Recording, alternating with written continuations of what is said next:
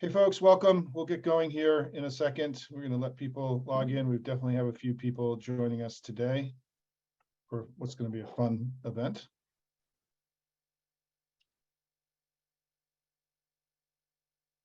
Let me just.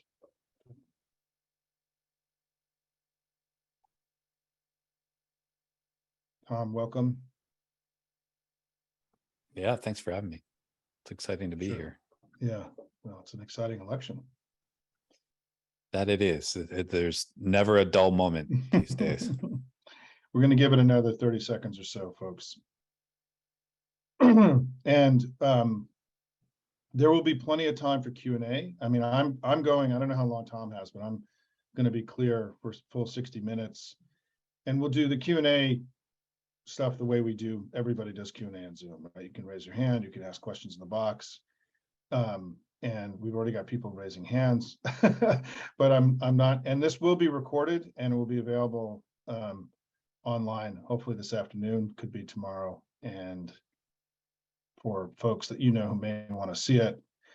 And also, if any of you want Tom to come speak at any of your organizations, just email, my email is in the stuff you get from Zoom. So just email me and I'll connect you. You can also DM Tom on Twitter. And also I'm doing presentations to groups as well about the election. If anybody just wants to reach out, I've got probably 5 or 6 just in the next week or so. I'm trying to psych people up. Okay, I'm going to get going. Everybody, are you ready? Welcome, everybody. This is Simon Rosenberg from NDN. We have a great event for you today. This speaker series that we have, we try to bring in people who are doing interesting and cool stuff, and whether it's in policy or in politics. And today we have an old and good friend, Tom Bonier, who's going to be spending some time with us today talking about new research he's been doing, showing how the election is changing. And I just want to level set for a second, just to go through some basic stats. And some of you know that we've been doing a lot of election analysis that's gotten some attention, but I just want to create some basic data about the election and then turn it over to Tom, if you don't mind. So since Trump won the nomination in 2016, we've had 3 elections. The average of those 3 elections, we've gotten 51% of the vote. They've gotten 46. It's a net 5 points that we've had over them. And in the last 2 elections, it's been 6.5 points. The Republicans have averaged 46% in the 3 elections since Trump and MAGA took over their party. And that's a really important number today, I think, for as we get into this discussion. The second thing is the congressional generic has shifted in 538 by 4 points in our favor. Biden's approval rating is up almost 10 points in recent weeks. We know that we had 5 House specials that have happened since Roe ended, including starting in Nebraska on the 28th of June. And in those 5 specials, we've seen our candidates have performed at 7 points better on average than we did in 2020. And we won the 2020 election by 4.5 points, right? So another data point. Kansas, it was even more. Tom's got some new data on Kansas that I'm excited to hear about here. And then the polling continues to remain remarkably favorable to us everywhere. Republicans are barely at 50, even in states you would expect, in places like Texas, right?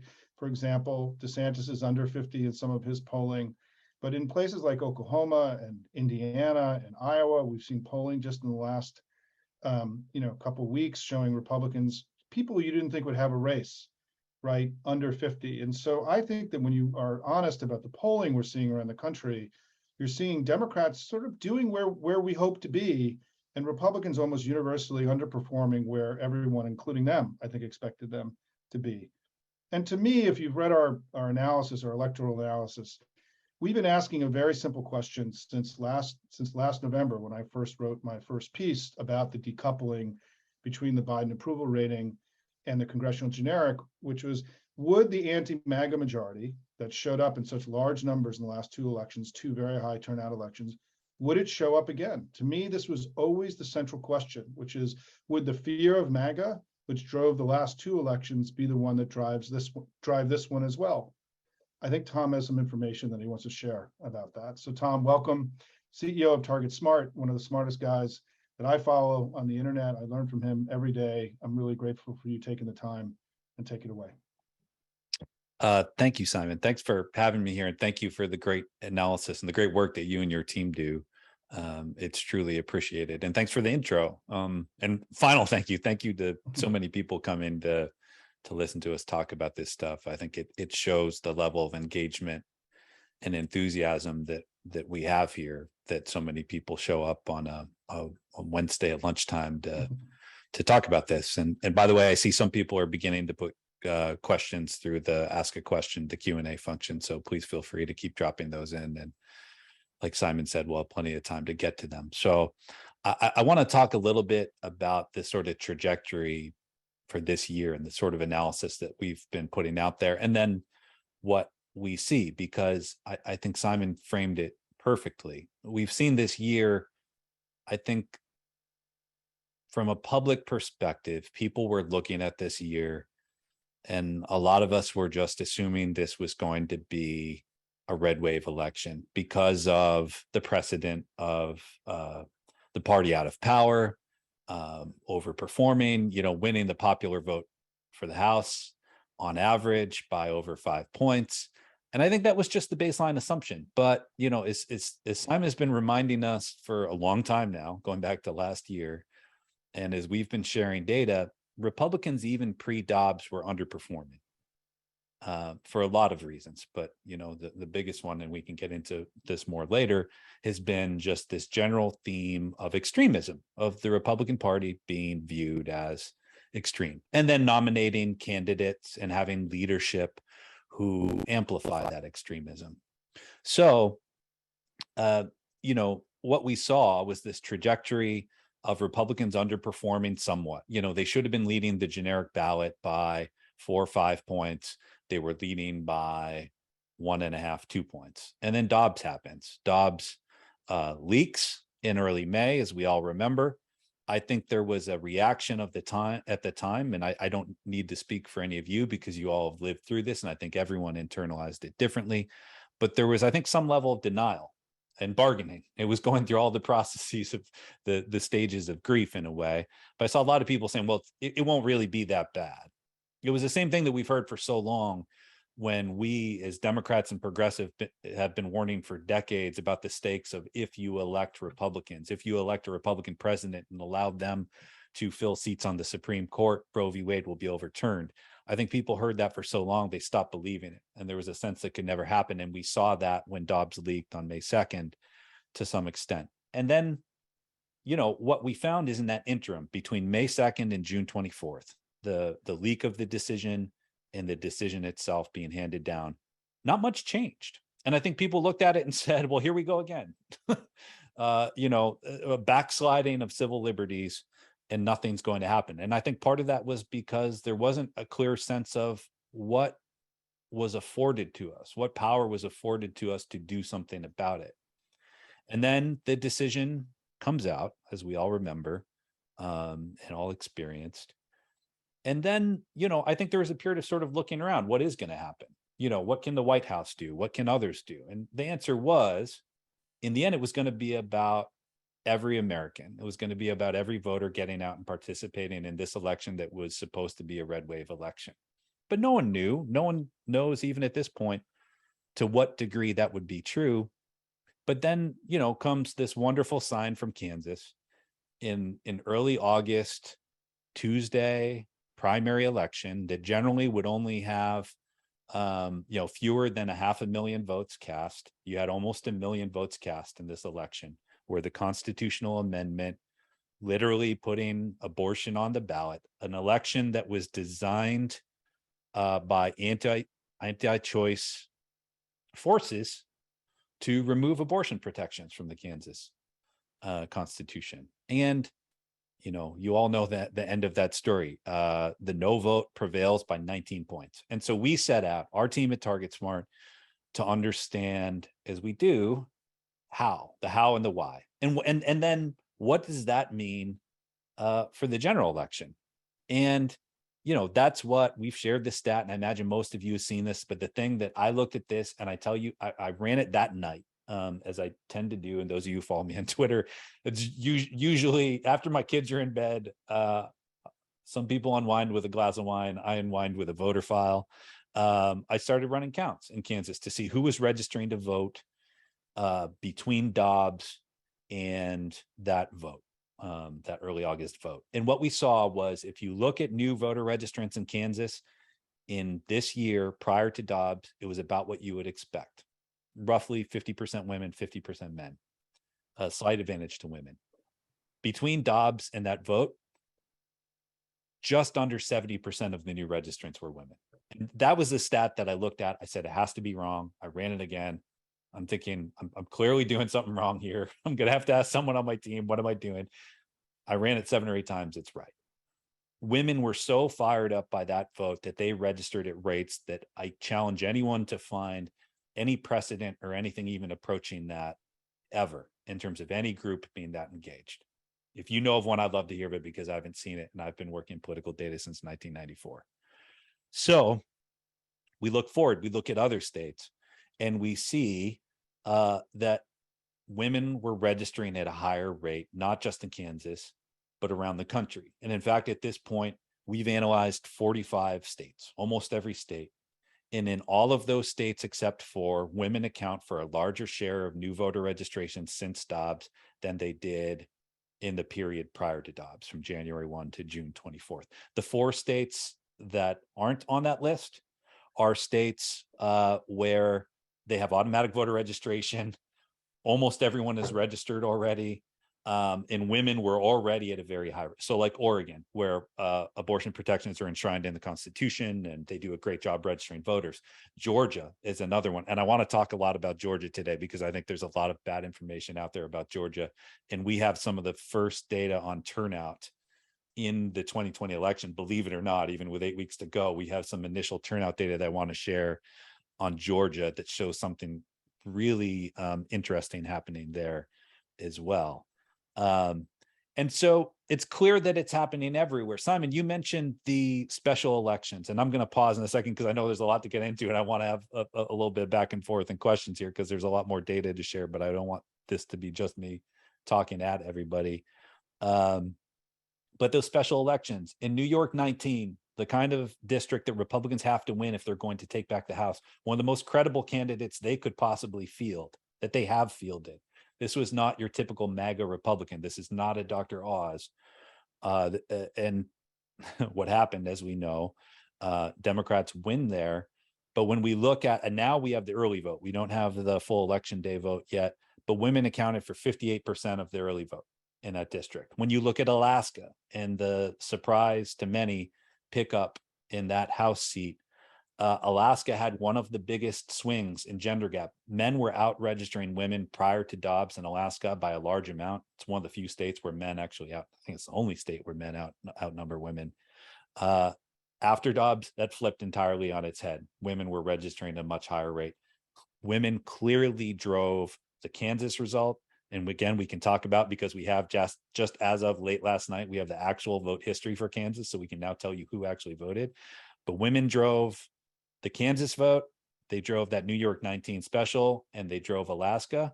And we have an opportunity with 8 weeks to go for women, younger voters, voters of color, to form the coalition that they did in a red state like Kansas, and a red state like Alaska, and a swing district like New York 19, and prove the pundits wrong who came into this year 100% assured that this would be a red wave with Republicans taking back the Senate and the House. I'll pause there because I know there are lots of other things to get into. But Tom, let me just jump in and say, do you want to just drill down maybe in 2 or 3 states to give us a little bit more granular detail? I mean, the stuff you're saying is very encouraging, obviously, but drill down in a couple places you think that are illustrative, or where you have the best data, right? Where you can get, to give us a little bit more of a flavor of what you're seeing.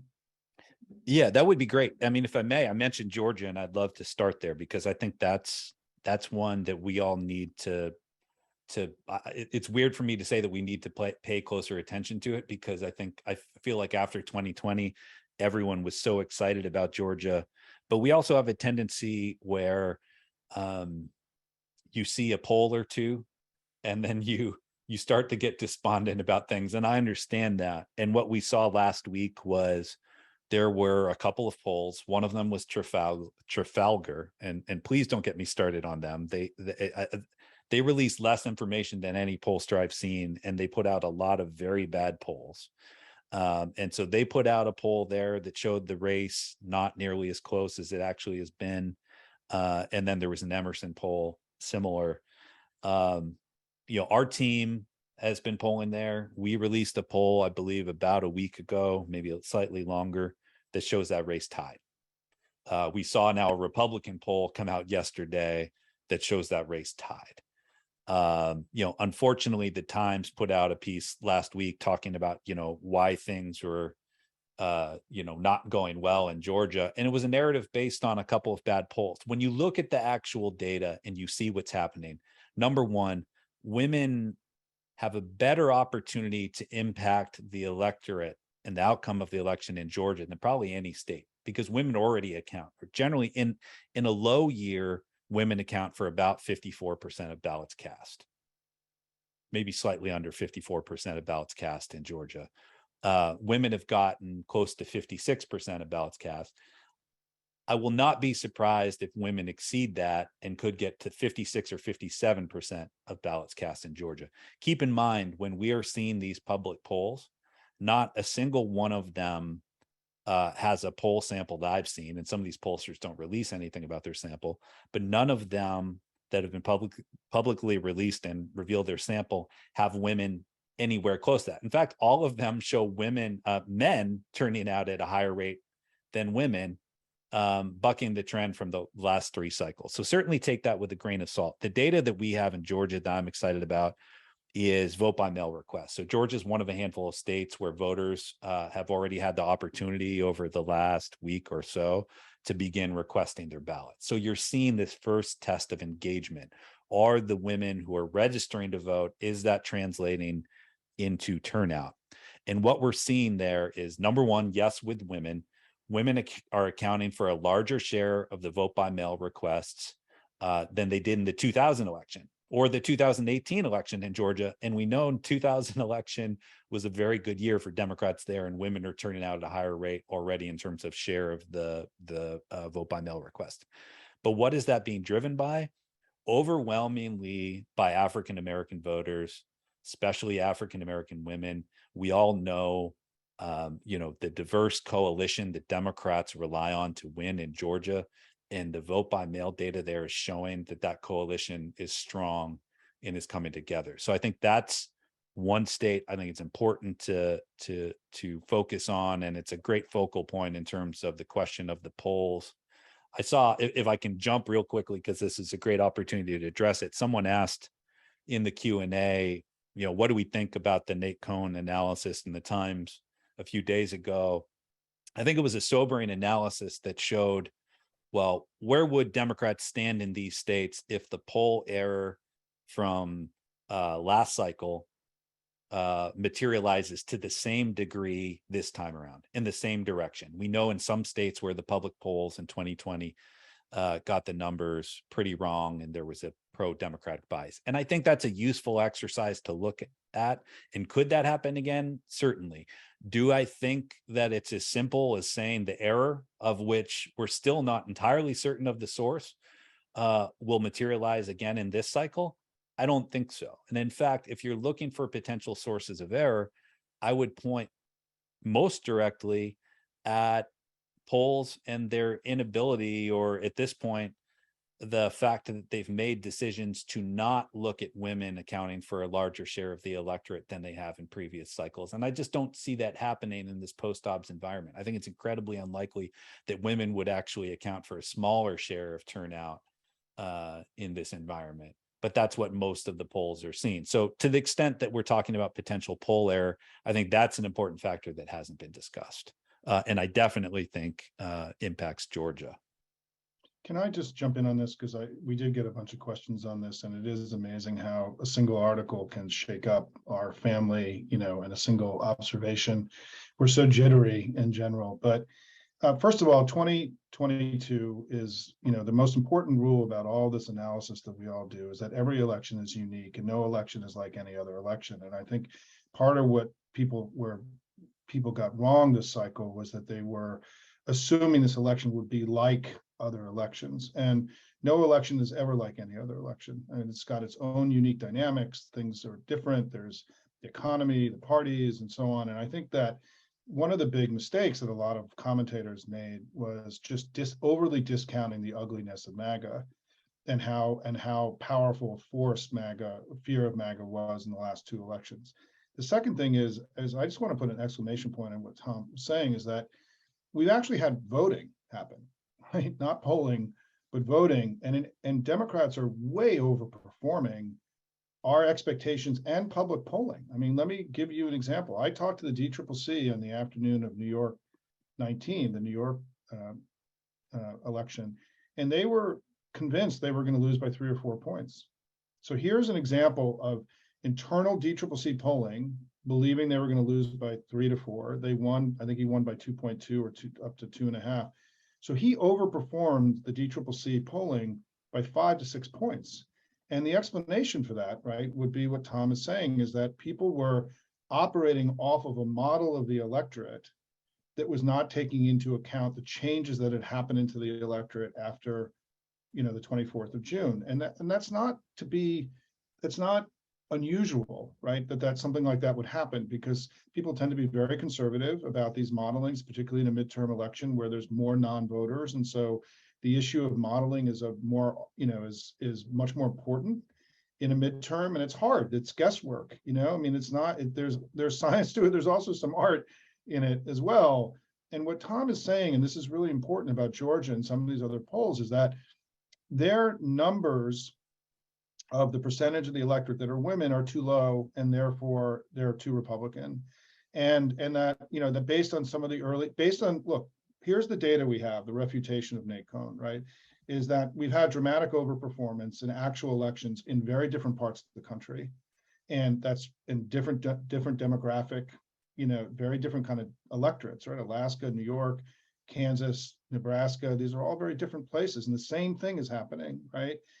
Which means, by the way, that's traditionally how you describe a wave. I just want to say, and I'm not saying there's a Democratic wave, but that's how we understand a wave, is that if there's an elevation across the board, and that's what we've seen in actual elections. And I think that, and then the second thing Tom has said is that he's got real data showing that the electorate has changed since June 24th. It's changing.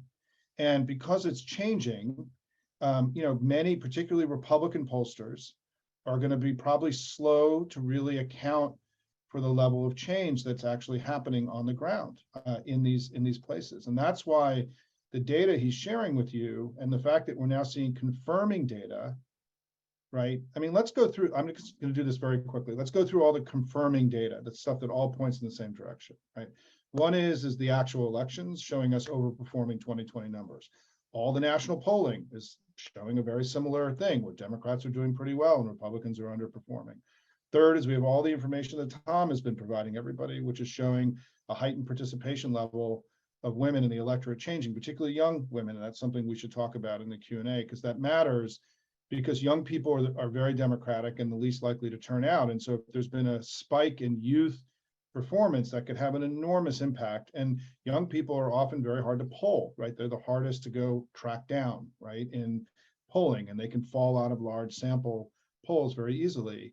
And then the fourth thing is this vote by mail, this early data from vote by mail, which Tom is talking about. I saw the Catalyst put out some data last night that in Pennsylvania, the vote by mail requests are running 3.5 points more Democratic today than they were at this point in 2020, right? That's another confirming data that shows that we're overperforming 2020 numbers. And it's all saying the same thing. It's all pointing in the same direction, which is that, we've got wind at our back here, and that Dobbs and I think January 6th and Uvalde and all the ugliness of MAGA was a shock to the system, and has fundamentally changed the election, as evidenced by Biden's approval rating, the generic, right? All of this is confirming that the electorate is turning more Democratic. Is it enough for us to win the House and the Senate? And I think the thing I've been saying all along is it's just we're in a competitive election now, and now we have to go win it, right? And I think that there's no guarantee that we're going to win the Senate or House. And it's why the work that we do, as Joe Trippi keeps saying, he's got a great line about this, we have to keep doing the work and they'll keep doing the crazy, right? Is a great line, is that, we've got a shot here. And certainly I think that a lot of Democrats have been far more overly pessimistic about our where we are based on, frankly, the data that was publicly available. I mean, part of the last thing I'll say about this is that part of what I also think a lot of analysts got things wrong is that there were a lot of late primaries this year. And so it meant that we didn't have as much public data as we normally have in battleground states, because the primaries were very contentious and there wasn't general election polling being done. And so I think that analysts became overly reliant on high inflation numbers and Biden's approval rating, for making their decision about what was happening in the election. I went on too long. Tom, let's open it up to some questions, but we did address some of the early questions that had come in. Let me, if you don't mind, Tom, I'll go through and start picking stuff out. Yeah, no, that would be great. And do we have any hope in Texas? I'm telling my friends not to leave, stay and fight. I mean, we did see a poll by Echelon, a Republican pollster. He came out yesterday showing the race at 48-46. We know that that Abbott hasn't hit 50 in any public polling. Tom, what do you think, Tom? Yeah, there's a line that people in Texas like to share that I'll get wrong, but it's something to the effect of that Texas isn't a blue state or a red state, that's a non-voting state. Texas makes it harder to register and harder to vote than almost any state in a lot of ways. And to the extent that they made great strides in 2020 around the pandemic, they've rolled lots of those back, as we know, in voter suppression bills. So with those caveats of how difficult it is, what we saw in Kansas and what we're seeing that gives me some level of hope is initially it didn't look hopeful. The pattern we were seeing, which is the same thing that we're seeing in all the polling we're doing, which is places where abortion is more threatened, women voters especially are much more engaged, resulting in higher registration rates, bigger gender gaps, and then bigger issue advantages in these polls. And in Texas, we didn't see the gender gap. And I thought, well, I got to be honest, that's kind of disappointing. And then looking more closely at it, something else emerged. And it's interesting because I share these stats, usually on Twitter. And one common response I'll hear from people, to summarize or to paraphrase, is, well, that's great, that's encouraging, but where are the men? And that's a really good question. Where are the men? Where are the allies? This isn't something where women should have to do all the work to reverse the bad work of men and the misdeeds of men. But here we are. But in Texas, what we found was that when you looked at the voter registration, and we model partisanship in Texas because they don't have party registration, but you look at it pre and post Dobbs, and there's a huge swing. It went from +5 Republican new registrants pre-Dobbs to +10 Dem. What was driving that? Young voters. And so what we were seeing was actually a big surge in young women registering to vote, as we've seen around the country post-Dobbs. What was different and maybe more encouraging about Texas is the young men were coming out too. And those young men were overwhelmingly Democratic, as were the young women. It's one of the great things that we saw in Kansas with the vote history there was young voters. And I'll share one stat there because it just blows my mind. More young voters, more voters under the age of 30 voted in this Kansas primary election than have voted in any general election in Kansas other than the 2020 presidential election. Huge turnout from younger voters. It was a lot of younger women, but also younger men coming out. We went through this dynamic in 2018 where people said young people won't vote. And we saw the Parkland massacre. We saw the bravery of the student leaders going out there, the March for Our Lives, organizing, registering voters, great work by a lot of great organizations to go out and activate the youth. And people said, Target Smart put out an analysis in June showing that younger people are registering at higher rates post Parkland. Washington Post put out analysis saying effectively, well, it doesn't matter. Young people still don't vote in midterms and they won't be a large enough share of the electorate. Fast forward, young people almost doubled their electorate share from about 7% of the electorate in 2014 to almost 13% of the electorate 2018. The blue wave doesn't happen without that happening. And now what you're seeing is very similar, and Texas was a big part of that. Texas was a lot closer in 2018 than I think a lot of people thought it would be. Do we have a chance in Texas? I'm not sure. I believe you have to fight like we do, because we don't have a precedent for this election, as Simon has said. So you've got to go out there and you've got to do the work. And maybe it happens this time, maybe it happens next time, but all the work that gets done has an additive effect for future elections. And let me just comment on something Tom was just alluding to, is that, one of the other dynamics in this election that's not like previous elections is the amount of effort Republicans are making to tell other Republicans not to vote Republican. I mean, we're seeing something really unprecedented. There was anti-Trump efforts in the past, but now we're seeing something much more deeper, which is, Bill Kristol's organization, a Republican organization, is spending $10 million in battleground states, putting ads on, mostly digital, but ads of Republicans telling other Republicans not to vote, real voters in these places telling Republicans not to vote Republican. You've seen now in many states, in Maryland, in Pennsylvania, in Colorado, and there's been a lot in Texas as well. Gretchen Whitmer yesterday announced this whole huge Republican for Whitmer campaign. We've never really seen anything like this in all the years that I've been doing this. The level of organization and intensity telling this group of non-MAGA Republicans that now that your party's been hijacked and taken over by these extremists, what are you going to do? Right? I mean, let's say it's 25% of the Republican, vote, and they only got 46 the last three times. So if they even lose a couple points, right, it could be devastating for them. And I think this is the other thing that makes this election so fundamentally different from earlier elections, is that just the effort that is going on. And as Ron Brownstein's been writing about, he's been, his argument is 25% of the Republican electorate's non-MAGA. Well, I think those voters are, as we saw in Kansas, right, are really struggling to get behind a party that has now been clearly taken over by MAGA, right? This is not any hope of this going back and reverting back to the more traditional Republican Party. It's gone now. And so there's some big chunk of the electorate, and we all thought this was going to be Democrats who were disappointed in Biden. Would they vote Republican? Would they stay home? Would they vote Democrat? The real dynamic is what's going to happen with the non-MAGA Republicans now. And let's say it's even 3 to 4% of the electorate. If they stay home, they vote Dem, like Matthew Dowd. You've seen some of these never Trumpers now become Democrats, active Democrats. Or, are they going to hold their nose and vote for MAGA? One of the reasons I think you're seeing Republicans underperform everywhere is that group of 3 to 4% is just not joining the MAGA Republicans. Whether they come with us, whether they stay home, I don't know, but there is a lot of evidence that their coalition is struggling to cohere right now. And the best example of that is Kansas, frankly. I mean, we saw what could happen. I mean, not only did Democrats vote in very large numbers, I think it was 20% of the Republicans who voted in Kansas voted, with us on the statewide initiative. Even more than that, that's the wild thing, is that was the early estimate, and we got the vote history last night.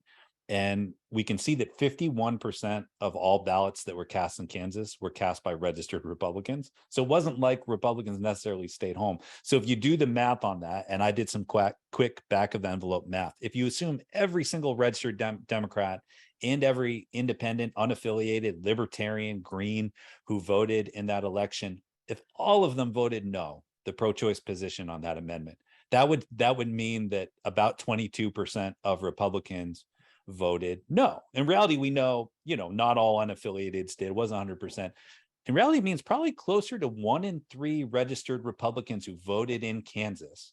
And that's not a small number, right? We're talking about over 450,000 Kansas registered Republicans. These are real Republicans, came out to vote, and about a third of them, meaning 150,000 Kansas Republicans voted for the pro-choice position. To underscore your point, I saw someone responded to the analysis on Twitter saying, well, I don't think that, Democrats will get that sort of crossover in races elsewhere when it's not literally about abortion. I said, I agree. Yeah, Democrats aren't at the point where we're talking about winning races in Kansas by 19 points.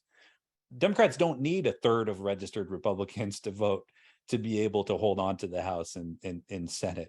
If you get a crossover of 15%, of half of that, of Republicans voting for Democratic candidates, Republicans don't have a chance. It's a loss of their coalition when they've only gotten 46% of the vote in the last 3 elections, right? I mean, they have to gain votes. They have to net out, they have to they either need a lot of people who voted against them twice to vote for them this time, or they need a lot of people to stay home. Both of those things now are far less likely than they were before. And in fact, what we're seeing is the group that's having a hard time pulling their coalition together is not us, it's them.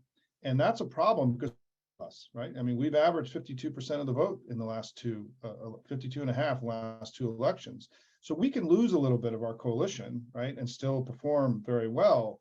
They have no margin of error. They can't lose 1% or 2%. And I think there's a lot of evidence that that is actually part of what's happening right now, and why, you see Vance in Ohio in the low to mid 40s, Johnson in the low to mid 40s, and Wisconsin.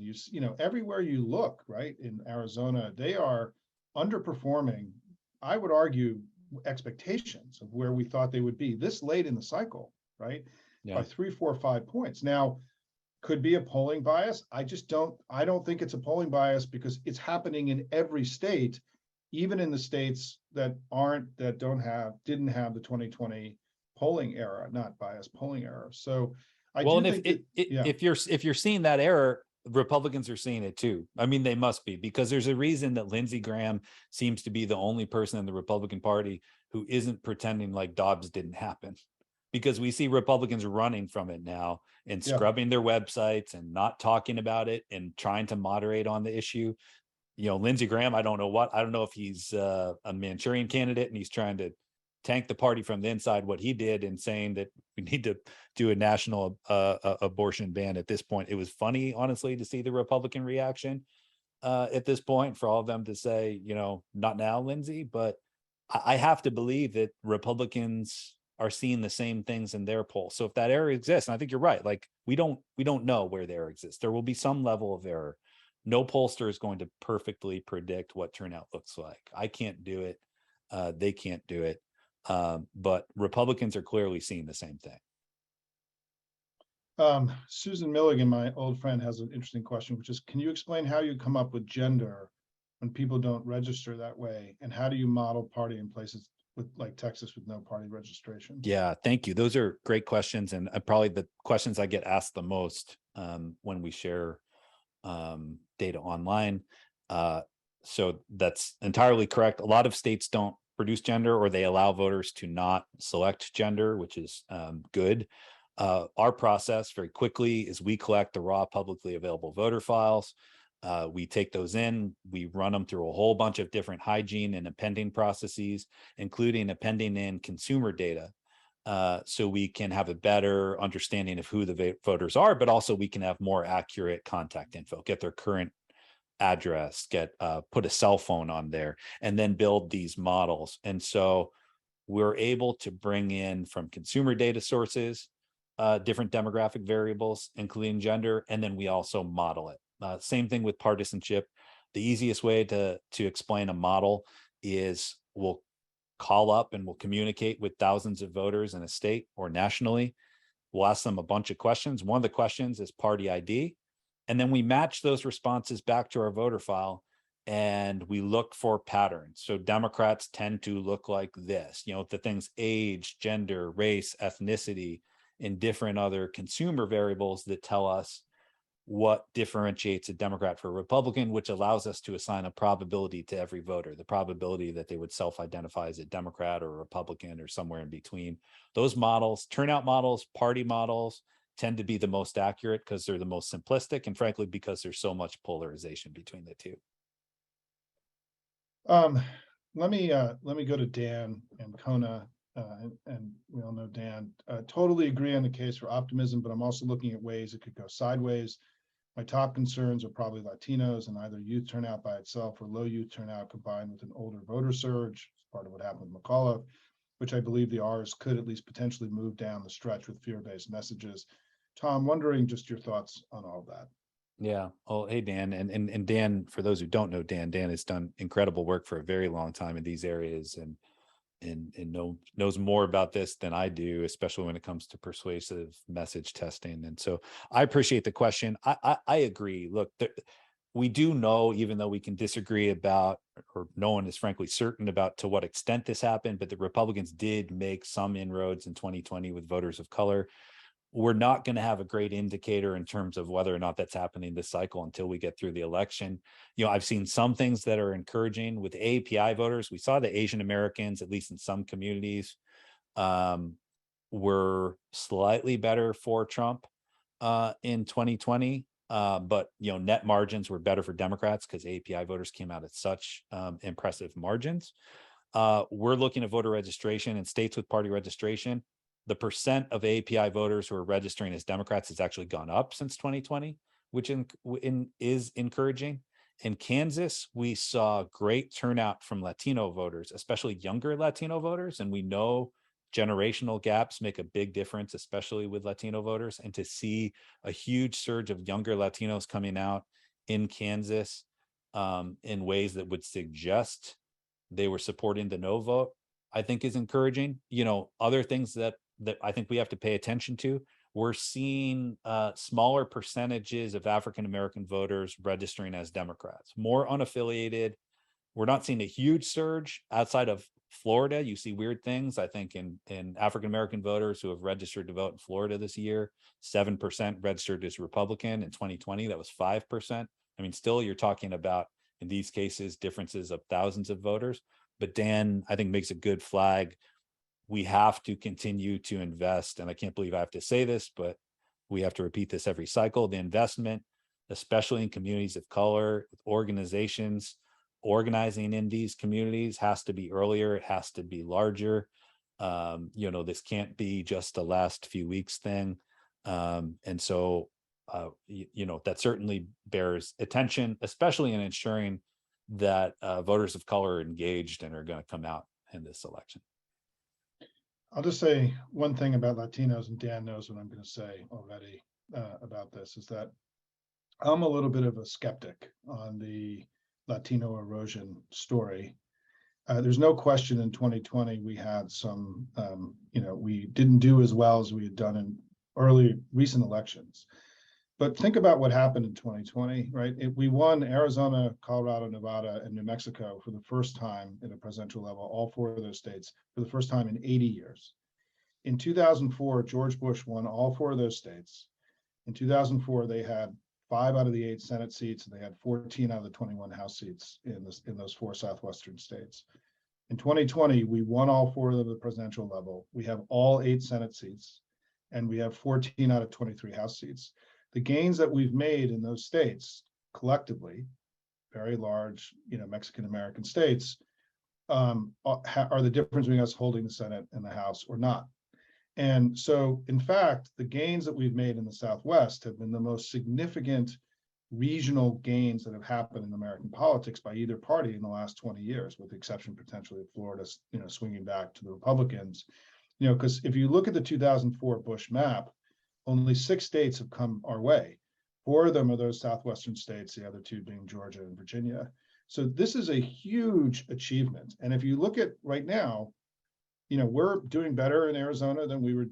Kelly only won that race by 2 points. Cortez Masto only won by 2. She's up by an average of 4. Colorado's not even really a competitive state anymore. I know somebody was asking about Bennett. I don't think that's going to be a competitive race. In Texas, Abbott got 21% of the vote in 2014. He got 13% of the vote in 2028 in a blue wave year. And right now his margin is 5-6 points. So, and in California, Newsom is ahead his 2018 numbers now, both with Hispanics and in the raw vote. So where's the evidence of some kind of huge erosion that's fundamentally altering, and weakening our position in these states? We're actually in better shape in all these heavily Mexican-American states than we were in 2020 or in recent elections. And so I'm still skeptical about, I think there's been no question that there's been erosion in Florida. I think there's no dispute about that. But, you know, we are now coming very close to winning in Texas. I mean, even without spending any money, I went back and looked at this. Biden only lost Texas by like 5.5 points in 2020. I thought it was like 8 or 9 points. I didn't realize that's what the final margin was. And so what's true is that, and if I can do the math on this, and Tom knows what I'm going to say here, is that even if we're getting 58% as opposed to 62% with Latinos, if the population and the electorate continues to grow, we're actually getting bigger margins. This is what he was saying about AAPI. In 2004, our national margin with Hispanic voters was about 700,000 votes. Last year, it was between 2020, it was between 4.5 and 5.5 million votes. Biden won the election by 7 million votes, right? So we got at least 4 million more votes out of Hispanics than we did 18 years ago. And so I think that the whole sort of story about what's happening here has been incredibly one-sided and sort of only from a Republican prism. The success that we've had with Hispanic voters has been arguably the most successful political program the Democrats have had in the last 20 years. But as Tom was saying, and Dan, as you're saying, we have to learn. I think part of what happened is that COVID really affected the Hispanic community more so than any other one. And let's see if we can get back to more of an historical place with Hispanics in this election. And that's my hope as we head into 2024. You know, Simon, it's interesting because I think there's been some bad analysis out there, as you know, and you've done a great job pushing back and providing facts. But, you know, you'll hear especially a lot of Republicans talking about citing data in certain states saying, well, Trump did better with voters of color in this state in 20 than he did in 16. And the data is accurate. But the difference is when you look at the fastest growing populations in those states, Latino voters and API voters, to your point, the margins are bigger, but when the relative share is fewer African Americans who are voting 90% Dem and more Latino and API voters who are voting 2-1 Dem, well, yes, overall, the numbers for voters of color are better for Republicans, but the margins are more Democratic. And I think that's something that gets lost. And frankly, it's disappointing that the media has picked up on that narrative where sometimes it's just bad data. And I just want to put an exclamation point on this, is that I want to be clear that if we've gained 4 million more votes since 2004, then the word erosion cannot apply, right? It's all about gains. We're gaining and gaining and gaining. It's just we may not be gaining as much as we were, or there's a slight dip, right? But you know, we're talking about such huge margins and so you know, even if we end up with Hispanics at 58-60 instead of 65-70, where we've been, because of the growth of the population, it's still going to be devastating for Republicans. And so, yes, this has been spun very heavily by the Republican Party. And even the Wall Street Journal has another one of these stories today about Hispanic erosion, which I still think has been vastly overstated. And so we've got work to do here. You know, listen, I'm not saying everything is good, but you know, we're doing well in the heavily Mexican American parts of the country. And we have to sort of differentiate that from Florida, where there's so much emphasis and focus, and it really drives a lot of the national narrative when the Hispanic electorate there is nothing like any other state in the country, and it's sui generis and unique. Let me go. We've got a lot of other questions. Nancy has had her hand raised. Nancy, I'm going to call on you. You can jump in here, and we'll get our first live question from a human. Oh, thanks. Yeah, I'm calling from Indianapolis, and tomorrow's the day that the new abortion ban goes into effect in this state. So I'm really hungry for data from here. Can you let us know who's registering? Because the anger at the State House was so palpable. I've been knocking on doors asking people, what's your main concern? And abortion comes right out, and yet we're not seen as a swing state at all. And I understand that. And yet our Senate candidate, Tom McDermott, who's a great candidate, mayor of Hammond, is only 3 percentage points behind the incumbent, Young. And yet there's no national attention because Indiana's kind of written off. So I'm just really hungry, both questions of who are you seeing registering here, the trends here, but also how does one get on the national radar? Because, you know, McDermott did not mention anywhere in, you know, national publicity. So both those questions. Thanks. Yeah, thank you for that question. And I was scrambling as you were talking to pull up numbers from Indiana. So we're going to get some real time numbers here. So wow. So there's actually been a huge swing in Indiana where voter registration prior to Dobbs was +5 men. Since Dobbs, it's been +6 women. Wow. That puts Indiana among the biggest swings pre and post Dobbs. And I think underscores the point. We've seen this in some polling we've done in Indiana, actually, in caucus work and elsewhere, that, as I was saying earlier, these states where they are more on the front lines of this conversation, and Indiana certainly has been that. We've seen women engaging at much higher levels. I mean, I hate to say it, there's no secret formula to getting on the national radar other than just going out, doing the work, and surprising people. I'm old enough to remember 2008 when President Obama and a lot of activists in state did that in the presidential race and delivered it. So, I think that's the way it's going to get done. As you know, Indiana is a tough state that has trended in the wrong direction for Democrats for a while, but there are certainly opportunities there. And, if women come out at that high rate, perhaps there are some surprise pickups.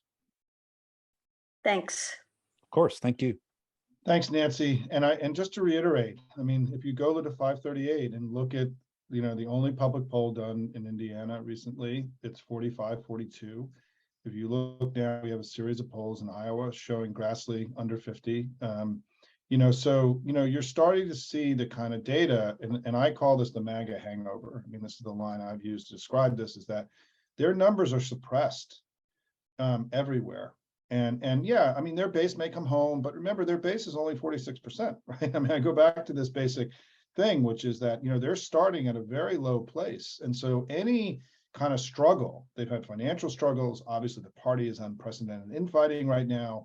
The likely big story in the Republican Party over the next 2 months is going to be Donald Trump's betrayal of the country, his legal problems, all the other things. I mean, I don't know how they break the negative news dynamic of their messy thing, this incredibly messy thing. And so I think if you're just a regular old Republican, you're looking at this thing and it's like, man, this is ugly. And they're giving nobody a reason to vote for them, other than they're going to try to scare the crap out of everybody about Democrats.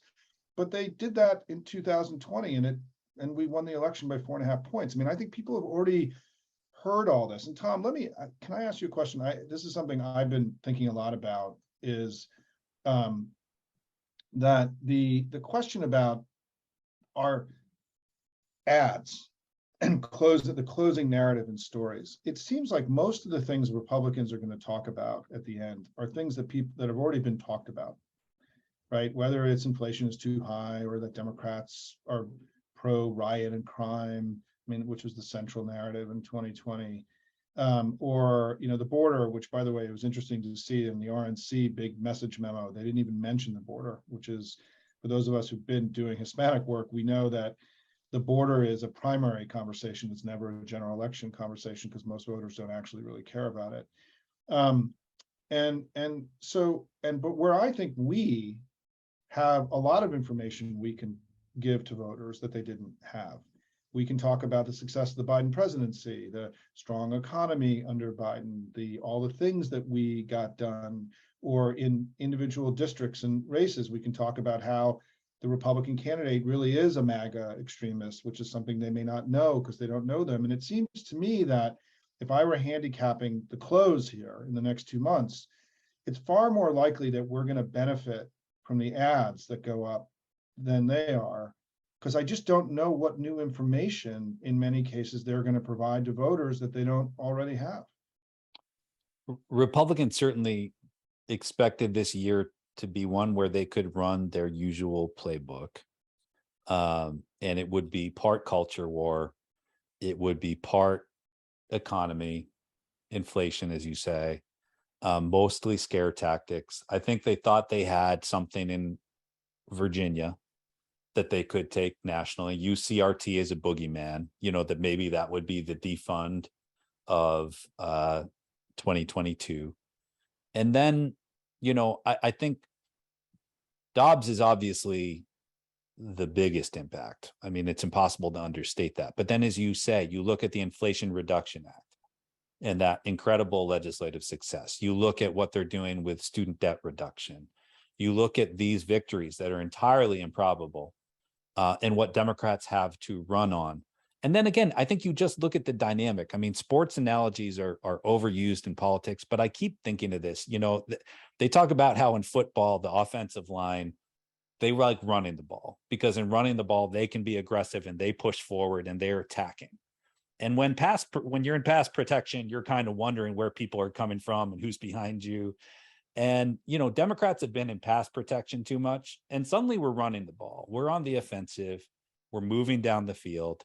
And we're really dictating the pace of this election in the closing weeks, for all the reasons that we're well aware of, because of gerrymandering, which wasn't as bad as it could have been, but still isn't great. Took an already gerrymandered map and made it probably slightly worse for Dems because of voter suppression, because of everything we are all well aware of. Without all of that, I think we'd be very confident that actually Democrats would not only be holding onto the House, but actually picking up seats this year. We're not in a position where Democrats can win the popular vote for the House and hold on to it necessarily. Because of those issues, we probably have to win by a few points, and we can. But the fact of the matter is, we shouldn't be grading on a curve. For anyone in the media or anyone otherwise to be looking at this current scenario and thinking that in any way is any sort of confirmation that anything close to a majority of Americans are buying what Republicans are selling is just false. That's not the case. The only reason we're having this conversation about can Republicans take back the House and the Senate is because of those structural advantages. Maybe there'll be enough for them to eke it out. And I think that's important. But yeah, to your point about the messaging down the stretch, I certainly would rather be Democrats in terms of what Democrats have to run on and just where Democrats are from a positioning perspective. We're hitting time here. Tom, any final thoughts for everybody? Anything you didn't cover? Oh gosh, I really appreciate all the questions. I think I know both Simon and I will have a lot more to share and to say over the closing weeks here.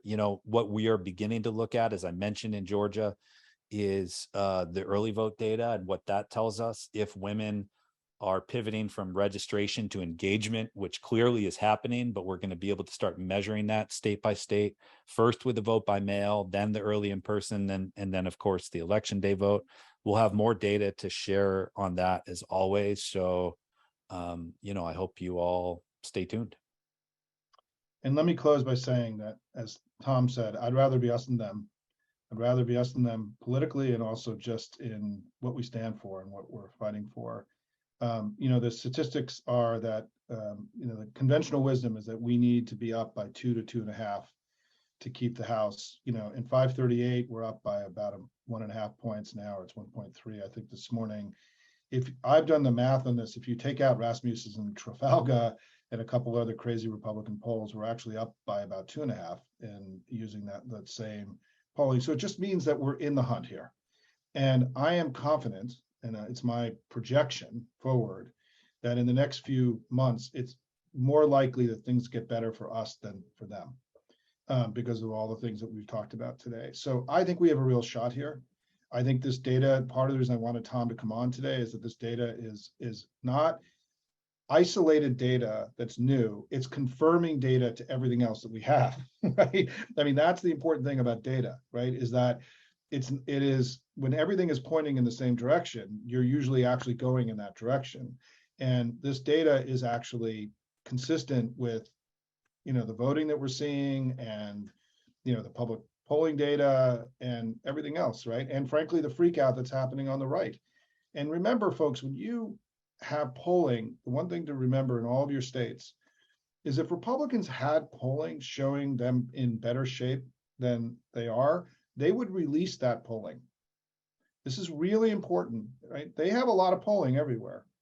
And if they had a poll showing their candidate 10 points better than conventional wisdom, trust me, they'd release that poll. And the fact that you see almost nothing coming out of the party committees at all is a sign that their polling is bad. And they know this is going to be a very competitive election. It's why Kevin McCarthy is doing this Hail Mary new agenda, next week, which is something that is, we should all be deriding, and just it's just a joke. And I'll just say this last thing. Part of voter suppression is helping convince people that we can't win. And what I just want to encourage everybody to do, and part of what I've been doing, is that we need to end this election creating more positive sentiment. We need to be talking about our achievements, how good things are, because there's a massive online, both organized Republican, but also outside governments that are pouring enormous amounts of negative sentiment into the internet. And part of the antidote to that is by when you tweet, when you email, when you go door to door, we have to be putting more positive sentiment into the electorate and into our community. We got too down this year for where things were. And it's something I still don't really totally understand what happened to us. And what Tom has said, and that this is the most important thing I think we're going to talk about, Democrats are on offense now. And in politics, if you're not on offense, you can't win. And we are now, you see the Senate is now trying to really pick up seats, not just protect what they had. Nancy Pelosi said yesterday in an interview, we're going to gain seats in the House. No one in the House was talking about that 2 weeks ago. And so I think there's been an enormous culture shift in the political class in Washington, that now we believe this election is an opportunity, and that we can actually make gains, and we can do further long-term damage to MAGA, which has become a dangerous addition to our politics. So view this election as an opportunity. Look at all we just did for the last 2 years and what we got done. Imagine if we have 2 more years. We've only had control of Washington for 6 out of the last 42 years in American politics. And look at what we've been able to achieve as a party. Give Joe Biden majority in the House and Senate again, and start imagining in your head all the things that we still haven't done that we can get done. Come to this election not with fear and trepidation, but with a sense of opportunity. And my final point is this, is that, I learned this from my phone calls that I made into Virginia and Pennsylvania. Vote early or by mail on the very first day that you can, and help educate your communities about why that's important. And here's why it's important. When you vote early, you come off the GOTV list for our campaigns. Our campaigns can only reach a certain number of people, right? They only have a capacity to reach, let's say, 10,000 people. When you vote early, you come off the GOTV list, which means that they can go get people who are less likely to vote, and they can start moving down into a pool of voters who are less likely to vote. So when you vote early, you actually create more Democratic votes. And we have to educate the Democratic family about this reality. And I tweeted about this today, and it was really interesting. The first guy who wrote back to me said, I'm in New York 19. And in 2018, I voted on election day, and I had 3 to 4 canvassers come to my door during the course of the election, and I told them what I was doing. And in this election, I voted early, and I had no canvassers. That's what happens. We use those resources to go turn out lower propensity voters, increasing the number of voters we have. So it's critical that all of you vote on the very first day that you can vote, however you vote early, by mail, in person, whatever it is. Come off the rolls. It allows us to move then to lower propensity voters. It makes more Democrats. And this is something that I've talked to the National Party Committee today about, us really trying to help Democratic people how can I help us win? You give money, you make calls, you vote early. Vote early has to become part of that pool of things we can do to make sure that we win the midterms. Tom, thanks for your amazing work. Thanks everybody. Whatever you're going to do in the next couple of months, do more of it. We got a real shot here. And Tom, you can follow on Twitter at Bonier, right? And I'm Simon WDC. This will be up on the internet later today. If you want anyone to watch it, if you want to share it, and stay in touch with us. We're going to be doing a lot of really excellent events over the next couple of months about the election. We'd love to have you come back. Tom, good luck, and thanks for your great work. Thank you so much. Thank you, everybody.